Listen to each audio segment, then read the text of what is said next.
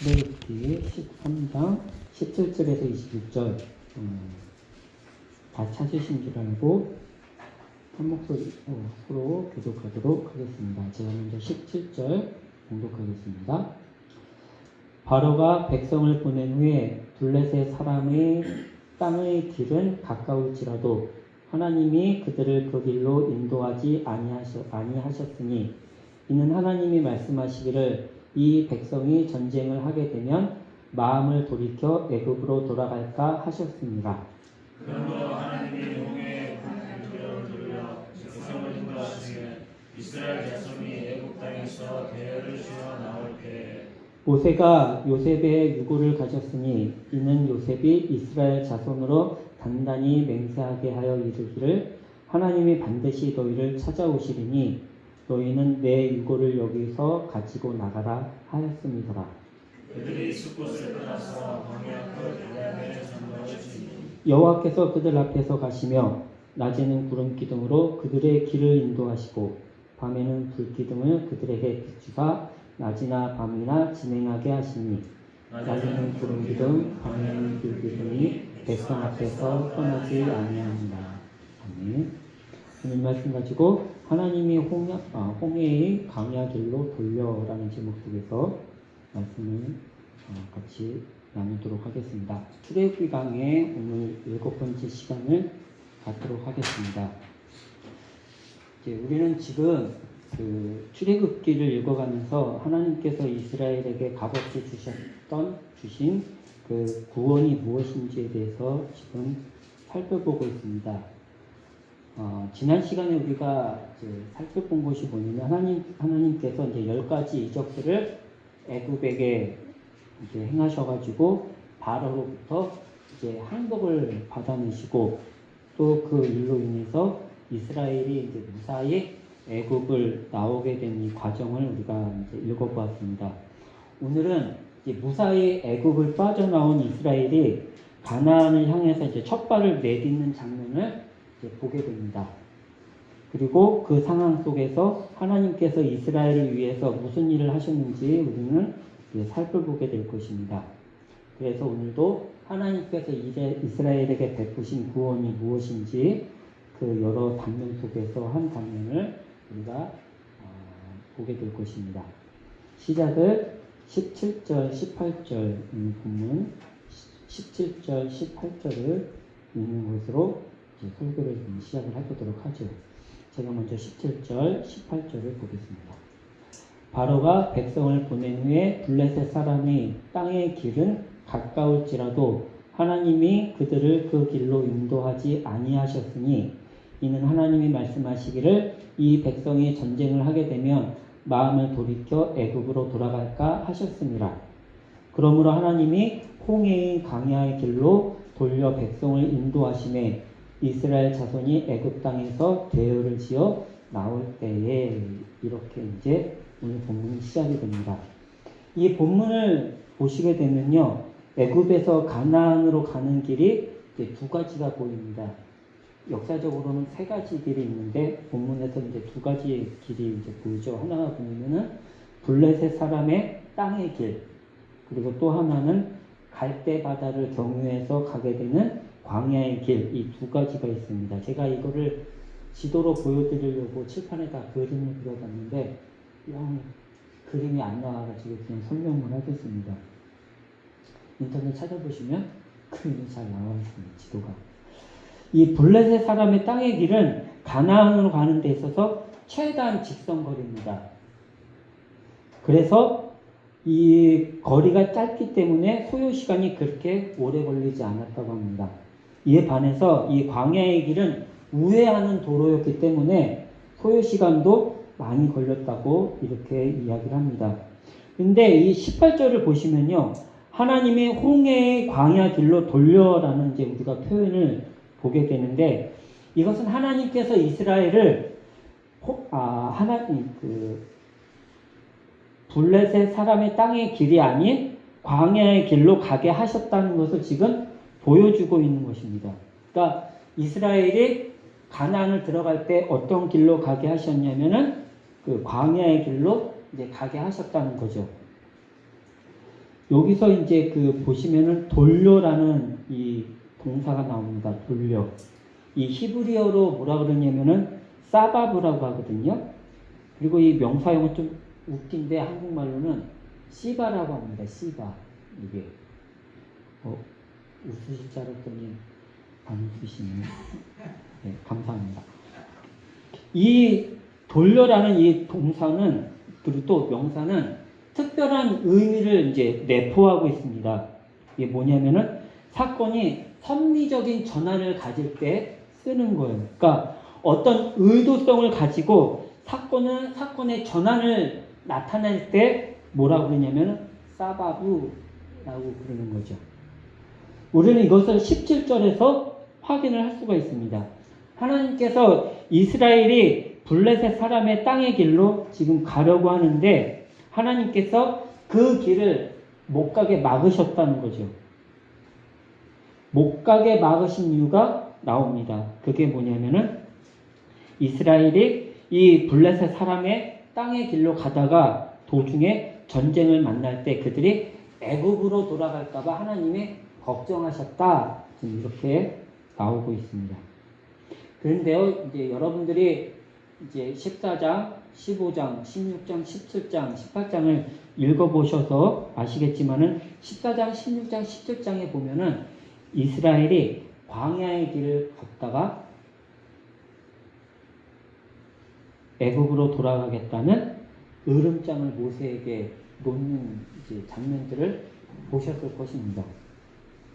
그러니까 어차피 이스라엘은 블레셋 사람들의 그 땅의 길로 가든지 아니면 광야의 길을 가든지 어느 길을 가든지 간에 이스라엘은 불평을 했을 거라는 것이죠. 왜냐하면 그들의 민족이 갖고 있는 속성상 그들은 불평하는 민족이었기 때문입니다. 그럼 하나님께서 그것을 모르셨을까요? 아닐 것입니다. 그러면 이스라엘이 어떤 민족인지 너무나 잘 알고 계신 하나님께서 왜 그렇게 생각하고 걱정하셨을까 하는 거죠. 여기에 대해서 아더핑크 목사님께서 설명해 주신 부분을 여러분들한테 제가 그대로 한번 낭독해 드리도록 하겠습니다. 잘 들어보세요. 하나님이 아브라함에게 딛게 했던 다양한 시험이 보여주듯이 그에게 이삭을 바치라는 명령은 아브라함이 받았던 첫 번째 시험이 아니라 마지막 시험이었다. 여기 이스라엘에게도 그와 같았다. 뒤에 가서 가나안에 이르게 되면 많은 싸움이 있을 것이지만 처음에는 전쟁을 요하는 블레셋 땅으로 그들을 인도하지 않으셨다. 그는 그들의 나약함과 겁이 많음을 배려했던 것이다. 하나님께서는 자기를 낮추시는 은혜로 그의 백성에게 첫 출발부터 무거운 시련에 마주쳐 마음의 용기를 잃는 결과를 초래하여 그들을 되돌아서게 하는 일이 생기지 않도록 그들의 진행 순서를 그렇게 정한 것이다. 무슨 말씀인지 아시겠죠? 그러니까 아더핑크 목사님의 의견대로 보면은 하나님은 이스라엘을 가나안 갈 때까지 여러 가지 시험을 하셨다는 겁니다. 그런데 그 여러 가지 시험을 강도를 주어서 초급, 중급, 고급으로 나누어서 단계별로 시험을 주셨다는 거예요. 때문에 우리는 아더핑크 목사님의 눈으로 13장부터 18장을 보게 되면은 이 13장부터 18장의 시기는 하나님께서 이스라엘에게 주시는 초급 수준의 시험이었다는 거예요. 초급 수준의 시험. 이를 위해서 하나님은 블레셋 사람의 땅의 길로 가려는 이스라엘을 의도적으로 막고 돌리셔서 광야의 길로 가게 하셨다는 것입니다. 그러므로 우리는 오늘 13장부터 이 18장을 통해서 구원받은 신자가 하나님으로 받게 되는 초급 수준의 시험이 무엇인지를 알게 됩니다. 그리고 그 초급 수준의 시험을 통해서 하나님께서 신자에게 무엇을 원하시는지 우리는 알게 됩니다. 여기까지가 서론입니다. 이제 본론으로 들어가 보도록 하죠. 14장 1절부터 4절을 보는 것으로 이제 본론을 시작을 하도록 하겠습니다. 우리 조혜란 선생님께서 14장 1절부터 4절을 읽어주시겠습니다. 여호와께서 모세에게 말씀하여 이르시되 이스라엘 자손에게 명령하여 돌이켜 바다와 밑돌 사이에 비하히룹 앞 곧 바알스본 맞은편 바닷가에 장막을 치게 하라. 바로가 이스라엘 자손에 대하여 말하기를 그들이 그 땅에서 멀리 떠나 광야에 갇힌 바 몇 달이라. 내가 바로의 마음을 완악하게 한즉 바로가 그들의 뒤를 따르리니 내가 그와 그의 온 군대로 말미암아 영광을 얻어 애굽 사람들이 나를 여호와인 줄 알게 하리라 하시매 우리가 그대로 행하니라. 예. 하나님께서 가던 길을 돌이켜 홍해 쪽으로 이동하라고 명령하셔가지고 이스라엘이 지금 왔던 길을 다시 되돌아갑니다. 그리고 이스라엘이 왔다 갔다 하는 것을 보고 바로가 어떻게 생각을 하냐면 이스라엘이 광야 초입부터 벌써 길을 잃었구나 라고 생각을 합니다. 그리고 하나님은 그 생각하고 있는 바로의 마음에 완악함을 덧입히셔가지고 이스라엘을 추격하도록 만드셔요. 이게 지금 홍해 사건의 시작이었습니다. 그런데요, 14장 10절부터 14절을 보시면서 이야기를 더 진행시켜 보죠. 우리 하랑이가 10절부터 14절을 읽어주시겠습니다. 바로가 가까이 올 때에 이스라엘 자손이 눈을 들어본즉 애굽 사람들이 자기들 뒤에 이른지라. 이스라엘 자손이 심히 두려워하여 여호와께 부르짖고 그들이 또 모세에게 이르되 애굽에 멸당지가 없어서 당신이 우리를 이끌어내어 이 광야에서 죽게 하느냐. 어찌하여 당신이 우리를 애굽에서 이끌어내어 우리에게 이같이 하느냐. 우리가 애굽에서 당신에게 이른 말이 이것이 아니냐. 이르기를 우리를 내버려 주라. 우리가 애굽 사람을 섬길 것이라 하지 아니하느냐. 애굽 사람을 섬기는 것이 광야에서 죽는 것보다 낫겠노라. 모세가 백성에게 이르되 너희는 두려워하지 말고 가만히 서서 여호와께서 오늘 너희를 위하여 행하시는 구원을 보라. 너희가 오늘 본 애굽 사람을 영원히 다시 보지 아니하리라. 여호와께서 너희를 위하여 싸우시니 너희는 가만히 있을지니라. 예, 모세가 많이 자랐죠. 6월절 때는 이렇게 얘기를 못했는데 홍해 앞에서는 지금 모세가 많이 성숙한 모습을 보여줍니다. 어쨌든 모세가 성숙해서 이스라엘에게 하는 얘기가 이거예요. 애굽과의 싸움이 무엇인지 그 성격을 홍해 사건을 통해서 지금 이스라엘한테 알려주는 거예요. 모세는 이스라엘의 홍해를 건너는 것을 통해서 애굽으로부터 구원은 이스라엘이 애굽과의 싸움을 통해서 직접 쟁취할 수 있는 것이 아니라는 것을 지금 이야기를 하고 있습니다. 애굽과 싸워 승리하실 수 있는 분은 오직 하나님 한 분밖에 없다고 지금 이스라엘한테 가르쳐 주고 있는 거예요. 모세는 하나님께서 이 사실을 이미 애굽 땅에서 유월절을 통해 가르쳐 주셨는데 지금 홍해 앞에서 다시 한번 그것을 반복 수업하신다고 이스라엘에게 얘기를 하고 있습니다.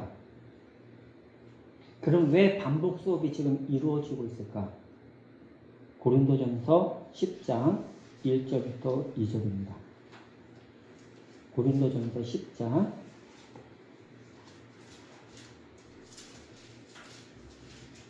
찾으셨으면 우리 계집사님께서 고린도전서 10장 1절부터 2절을 읽어주시겠습니다.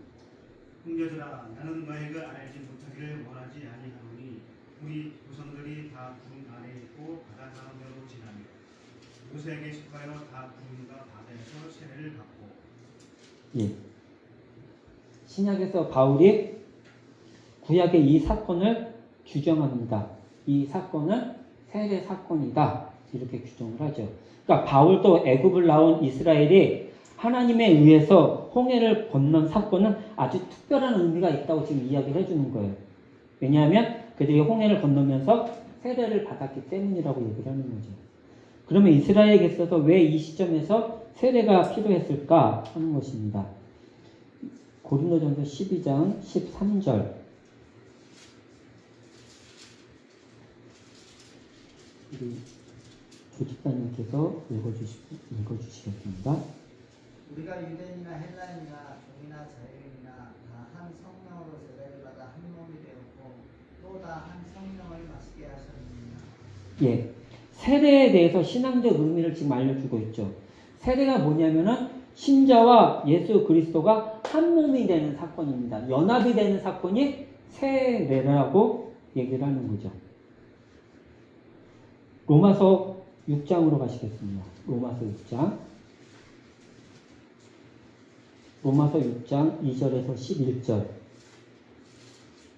사모님께서 찾으셔서 읽어주시기 바랍니다. 로마서 6장 2절에서 11절. 그럴 수 없느니라. 죄에 대하여 죽은 우리가 어찌 그 가운데 더 살리요. 그리스도 예수와 합하여 세례를 받은 우리는 그의 죽으심과 합하여 세례를 받은 줄을 알지 못하느냐. 그러므로 우리가 그의 죽으심과 합하여 세례를 받음으로 그와 함께 장사되었으니 이는 아버지의 영광으로 말미암아 그리스도를 죽은 자 가운데서 살리심과 같이 우리로 또한 새 생명 가운데서 행하게 하려 한다. 만일 우리가 그의 죽으심과 같은 모양으로 연합한 자가 되었으면 또한 그의 부활과 같은 모양으로 연합한 자도 되리라. 우리가 알거니와 우리의 옛사람이 예수와 함께 십자가에 못 박힌 것은 죄의 몸이 죽어 다시는 우리가 죄에게 종노릇하지 아니하려 하느니 이는 죽은 자가 죄에서 벗어나 의롭다 하심을 얻었습니다. 만일 우리가 그리스도와 함께 죽었으면 또한 그와 함께 살 줄을 믿노니 이는 그리스도께서 죽은 자 가운데서 살아나셨음에 다시 죽지 아니하시고 사망이 다시 그를 주장하지 못할 줄을 알미로라. 그가 죽으심은 죄에 대하여 단번에 죽으시며 그가 살아계심은 하나님께 대하여 살아계심이니 이와 같이 너희도 너희 자신을 죄에 대하여는 죽은 자요 그리스도 예수 안에서 하나님께 대하여는 살아있는 자로 여길지어다. 예. 이제 이 세대가 갖는 이 신앙적 의미, 즉 예수 그리스도 한 몸이 된다는 것이 신자에게 무엇인지를 지금 사도 바울이 구체적으로 잘 설명해 주고 있습니다. 하나님께서 평범하게 가나안으로 가려고 하는 그들의 발목을 붙잡고 그 길을 돌이켜가지고 홍해를 건너게 하신 이유는 애굽을 나온 이스라엘, 유월절을 경험한 그 이스라엘 자신들이 누구인지를 알려주기 위해서 지금 홍해 사건을 지금 말씀하고 계신다는 거예요. 이스라엘이 애굽에서 나왔다는 것은 애굽에서 가지고 있었던 모든 죄로부터 죽었다는 거예요. 깨끗해졌다는 것이 세례라는 거죠. 그리고 더 이상 애굽의 종노릇 하지 않게 되었다는 것입니다. 그래서 이것을 알려주기 위해서 사건적으로 지금 홍해 사건을 그들에게 경험시켜 주시는 거예요. 거기에 더불어서 하나님께서는 이스라엘에게 새 생명을 주셨다는 것을 이 세례를 통해서 홍해 사건을 통해서 지금 알려주시는 거예요. 그래서 유월절 사건과 더불어서 지금 홍해 사건이 반복적으로 이스라엘에게 지금 교육되어지는 것입니다. 히브리서 10장으로 가보시겠습니다. 히브리서 10장. 장로님께서 히브리서 10장 22절 한 절만 읽어주시겠습니다. 히브리서 10장 22절. 우리가 마음의 뿌림을 받아 악한 양심으로부터 벗어나고 몸은 맑은 물로 씻음을 받았으니 참 마음과 온전한 믿음으로 하나님께 나아가자. 예. 우리가 마음의 뿌림을 받아 악한 양심으로부터 벗어나 몸은 맑은 물로 씻음을 받았으니 이게 이제 지금 세례 사건이죠. 이 사건을 통해서 하나님께서 이스라엘에게 지금 궁극적으로 원하시는 것이 무엇인지를 사도 바울이 이야기를 해주고 있어요. 그게 뭐냐면은 참 마음과 온전한 믿음으로 하나님께 나아가도록 하는 겁니다. 그러므로 신앙은 예수와 함께 죽었다가 그리스도와 함께 살아나는 것으로 끝나는 것이 아니라고 지금 이야기를 합니다. 그것이 끝이 아니라 시작이라는 거예요. 무엇에 대한 시작? 참 마음과 온전한 믿음이에요. 그리고 그 믿음 가지고 하나님께 나아가는 것에 대한 시작이라는 거예요. 이것이 블레셋 사람의 땅의 길로 가려고 하고 있던 이스라엘의 발목을 붙잡고 광야의 길로 가게 하시면서 교육하시는 하나님의 뜻입니다. 왜 이스라엘은 광야를 걸어갔을까? 왜 홍해를 경험했을까? 그것은 참 마음과 온전한 믿음으로 하나님께 나아가도록 하기 위해서라는 거죠. 홍해 사건은 이것을 알려주는 교육의 첫 번째 시작이었던 것입니다. 근데요, 이제 우리가 본문으로 돌아오시면은 출애굽기 15장 보면은 이제 홍해 사건을 경험한 이것으로 인해서 모세와 미리암이 하나님께 찬양을 하는 이 시가 나옵니다. 근데 이 시가 끝나고 나면은 이스라엘에게 기다리는 것들이 있습니다. 그게 뭐냐면은 광야에서 배고픔과 목마름입니다. 출애굽기 16장으로 가보시겠습니다. 출애굽기 16장 1절부터 3절 제가 읽겠습니다. 이스라엘 자손의 온 회중이 엘림에서 떠나 엘림과 시내산 사이에 있는 신광야에 이르니 애굽에서 나온 후 둘째 달 15일이라. 이스라엘 자손 온 회중이 그 광야에서 모세와 아론을 원망하여 이스라엘 자손이 그들에게 이르되 우리가 애굽 땅에서 고기 가마 곁에 앉아 있던 때와 떡을 배불리 먹던 때에 여호와의 손에 죽었더라면 좋았을 것을 너희가 이 광야로 우리를 인도하여 내어 이 온 회중에 주려 죽게 하는도다. 재밌죠? 17장 1절에서 3절입니다. 이스라엘 자손의 온 회중이 여호와의 명령대로 신광야에서 떠나 그 노정대로 행하여 르비딤의 장막을 쳤으나 백성이 마실 물이 없는지라. 백성이 모세와 다투어 이르되 우리에게 물을 주어 마시게 하라. 모세가 그들에게 이르되 너희가 어찌하여 나와 다투느냐? 너희가 어찌하여 여호와를 시험하느냐? 거기서 백성이 목이 말라 물을 찾으매 그들이 모세에게 대하여 원망하여 이르되 당신이 어찌하여 우리를 애굽에서 인도에 내어서 우리와 우리 자녀와 우리 가축이 목말라 죽게 하느냐?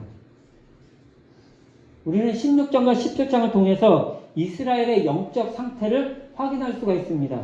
이스라엘은 몸은 비록 애굽을 빠져나왔지만 아직 정신은 애굽 안에 있는 것을 알 수가 있습니다. 그래서 먹는 문제, 마시는 문제가 발생할 때마다 이스라엘의 신앙적 문제가 이렇게 발생하게 되는데 그것은 뭐냐면 애굽에서 배불리 먹던 것, 애굽에서 배불리 마시던 삶을 동경하는 거예요. 다시 말해서 먹고 마시는 문제가 발생할 때마다 이스라엘은 그 문제를 애굽적 사고방식, 애굽적 가치관 가운데서 해결을 하려고 노력을 했다는 것입니다. 그런데 우리는 이것을 아브라함에게서도 동일하게 찾아볼 수가 있습니다. 창세기 12장으로 가보시겠습니다. 창세기 12장. 창세기 12장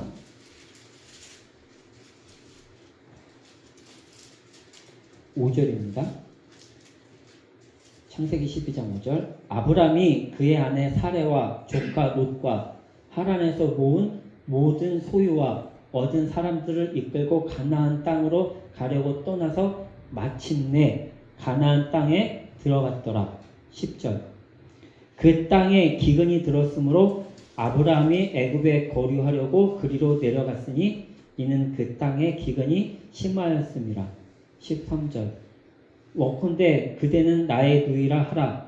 그러면 내가 그대로 말미암아 안전하고 내 목숨이 그대로 말미암아 보존되리라 하니라. 아브라함이 갈대아 우르를 떠나서 약속의 땅 가나안으로 들어갑니다. 근데 들어갔음에도 불구하고 그 땅에서 먹고 마시는 문제가 발생하자 취했던 해결 방식이 뭐냐면 애굽으로 내려갑니다. 그런데 그가 취했던 이 해결 방식이 잘못됐다는 것을 우리가 어떻게 알 수 있냐면 그가 애굽에서 살아남기 위해서 택한 그 방식이죠. 즉 이스라엘이나 그들의 조상 아브라함이나 갈대아 우루 그 다음에 애굽을 나왔음에도 보여준 모습이 뭐냐면 먹고 마시는 문제에 있어서는 어떻게 먹고 마시는 것이 신앙적인 기준점으로 세워지지 않으니까는 비록 그들이 갈대아 우를 나왔어도 그들이 애굽을 나왔어도 그들은 여전히 애굽 방식대로 갈대아 우르 방식대로 먹고 마시는 문제를 해결하더라는 거예요. 즉 육체가 죽고 새 생명을 얻은 자가 제일 먼저 해야 할 것이 뭐냐면은 신앙적으로 어떻게 먹고 어떻게 마실 것인가 그 기준점을 세우는 일이라는 거죠. 참 마음과 온전한 믿음으로 하나님께 나아가기 위해서 첫 번째 해야 할 것이 뭐냐면 이 먹는 문제, 이 마시는 문제를 신앙적으로 해결을 해야 한다는 것입니다. 이 문제를 해결하지 않으면 결코 초보 신앙을 벗어나지 못합니다.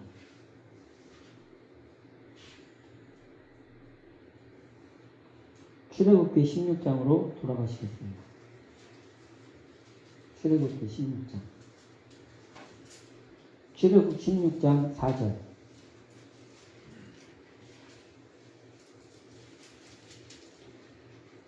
제가 힘들어서 안 되겠어요. 예랑이가 읽어주시겠습니다. 16장 4절. 그때 여호와께서 모세에게 이르시되 보라 내가 너희를 위하여 하늘에서 양식을 비같이 내리리니 백성이 나가서 이동할 것을 날마다 거둘 것이라. 이같이 하여 그들이 내 율법을 준행하나 아니하나 내가 시험하리라. 예, 16절부터 19절은 우리 하랑이가 읽어주시겠습니다. 여호와께서 이같이 명령하시기를 너희 각 사람은 먹을 만큼만 이것을 거둘지니 곧 너희 사람 수요대로 한 사람에 한 오멜씩 거두되 각 사람이 그의 장막에 있는 자들을 위하여 거둘지니라 하시느니라. 이스라엘 자손이 그같이 하였더니 그 거둔 것이 많기도 하고 적기도 하나 오멜로 되어 본즉 많이 거둔 자도 남음이 없고 적게 거둔 자도 부족함이 없이 각 사람은 먹을 만큼만 거두었더라. 모세가 그들에게 이르기를 아무든지 아침까지 그것을 남겨두지 말라 하셨으나.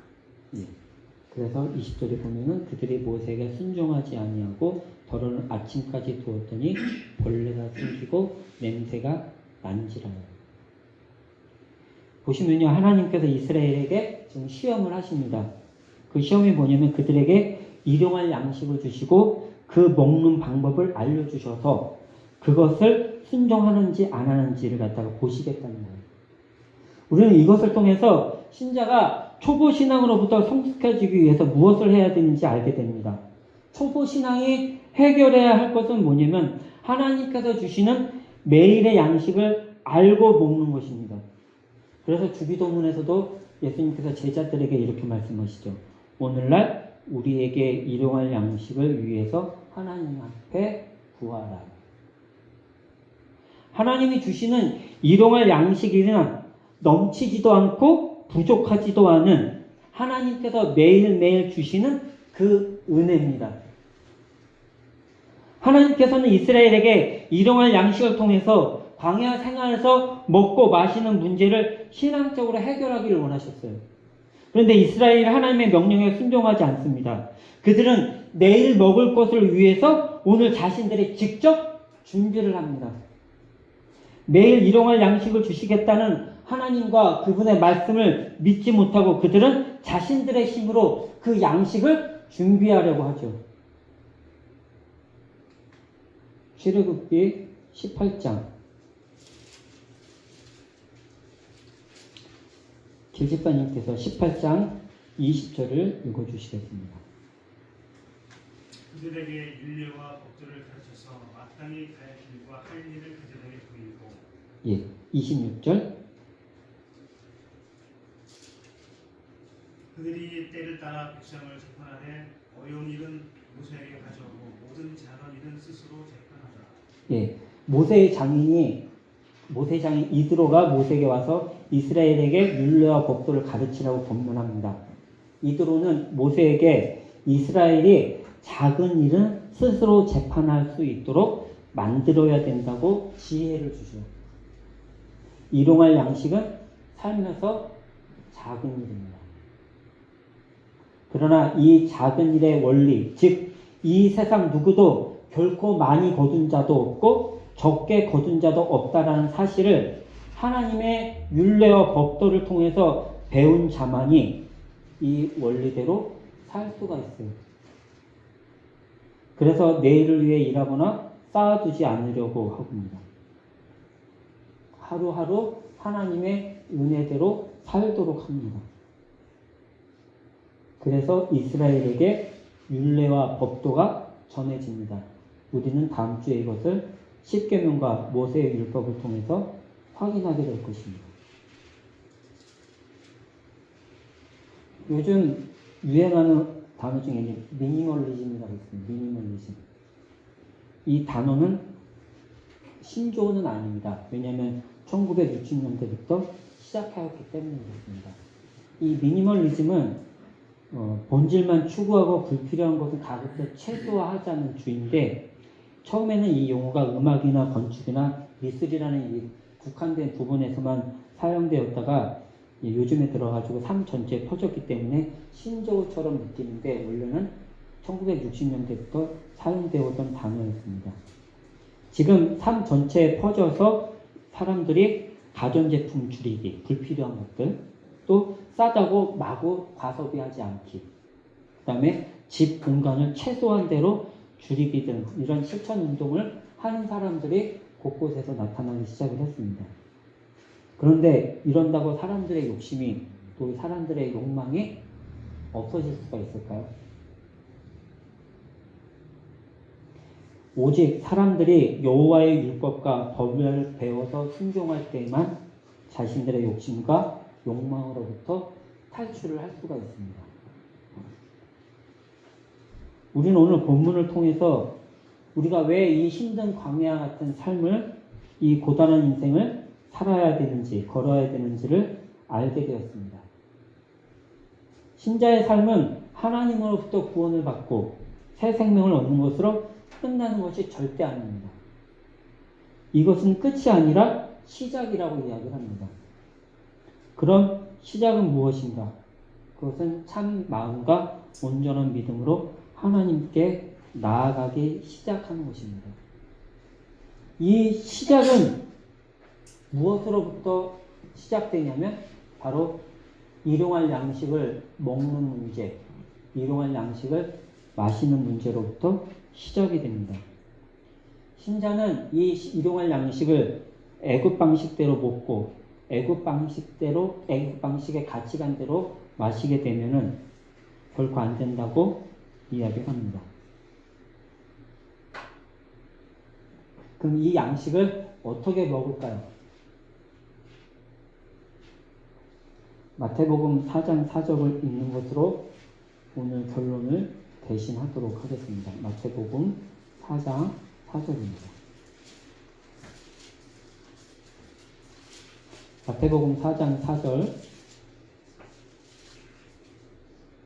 너무나 유명한 말씀 제가 읽고 기도하도록 하겠습니다. 마태복음 4장 4절입니다. 예수께서 대답하여 이르시되 기록되었으되 사람이 떡으로만 살 것이 아니요 하나님의 입으로부터 나오는 모든 말씀으로 살리라 하셨느니라 하시니. 아멘. 기도하겠습니다.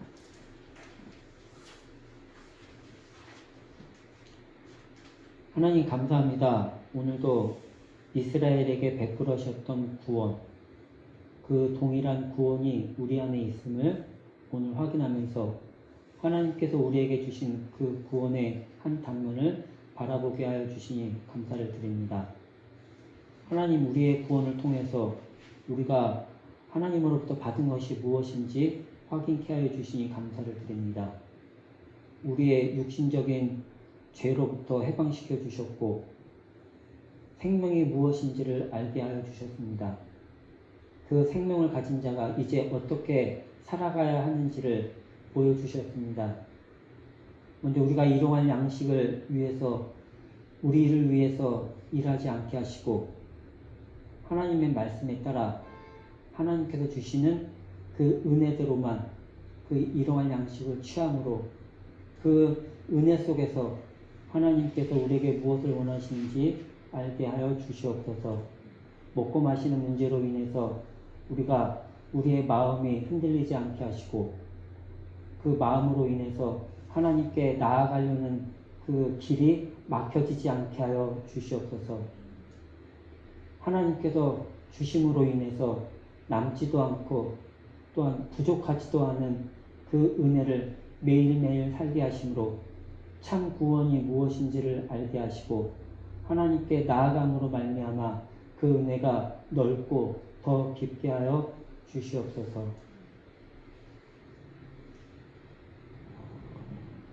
이제는 우리를 구원해 주신 예수 그리스도의 은혜와 그 은혜를 창세전부터 예비하신 하나님의 놀라우신 사랑과